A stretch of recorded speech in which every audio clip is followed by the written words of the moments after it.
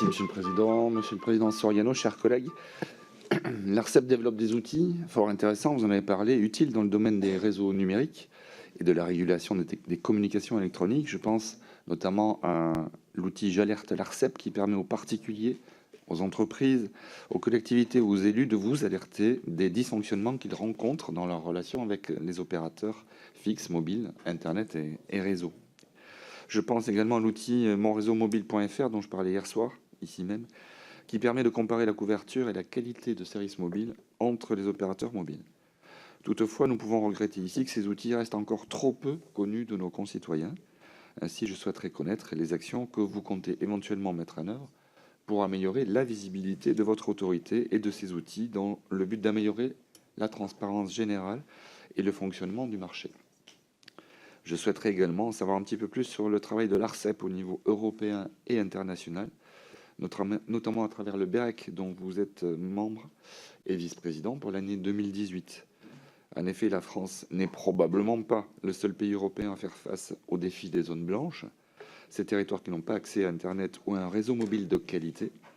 J'aurais donc voulu connaître plus en détail les dispositifs ou les bonnes pratiques qui pourraient être répliquées en France et qui existent au niveau européen, que dans un certain nombre d'États membres. Vous avez juste abordé tout à l'heure la Suède. Voilà, je vous en remercie. Merci. Concernant la visibilité des outils de régulation par la data, je dirais qu'aujourd'hui, nous nous appuyons sur la presse, les médias classiques pour faire connaître nos outils. Aujourd'hui, nous sommes plutôt satisfaits avec, comme je disais, ces 20 000 signalements qui sont un signal important. Nous avions jusqu'à présent 7 500 plaintes par an. En 2 mois, nous avons eu 20 000 signalements.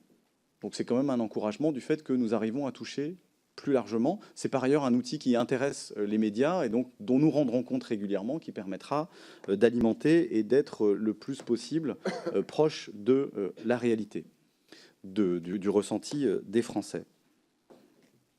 Et puis, nous avons cette logique de partenariat. Quand je parle de cette application Cosby, aujourd'hui, cette application, elle est utilisée peut-être par beaucoup de gens. Cosby est peut-être plus populaire que l'ARCEP auprès du grand public. Et donc, moi, je ne vais pas dépenser des 4x3 dans des journaux pour dire l'ARCEP, c'est bien, utilisez nos outils. Parce que de toute manière, je n'en aurais pas les moyens. À moins que vous me les donniez, mais je ne crois pas que ce soit l'objectif. Et donc, notre idée, c'est de nous appuyer sur des partenariats qui vont nous permettre de toucher un public plus large. Et donc, c'est aussi une de nos motivations.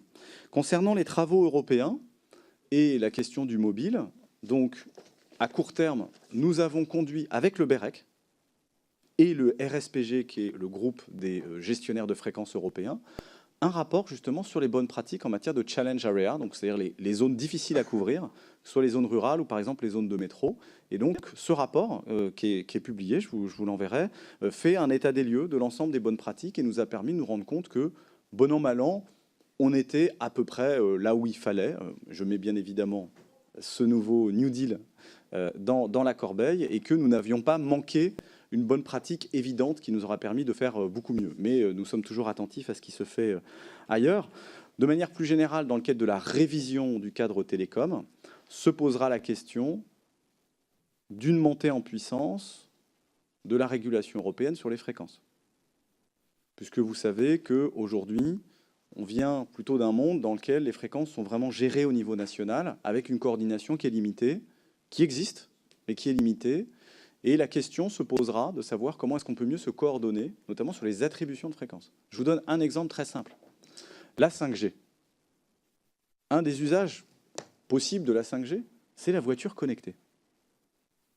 Mais si la France décide de couvrir les routes, mais pas l'Allemagne, ça m'étonnerait, ce serait peut-être plutôt l'inverse. Eh bien, comment ça va se passer, notamment pour le transport routier, ou même pour les voyageurs qui passeront d'une frontière à l'autre?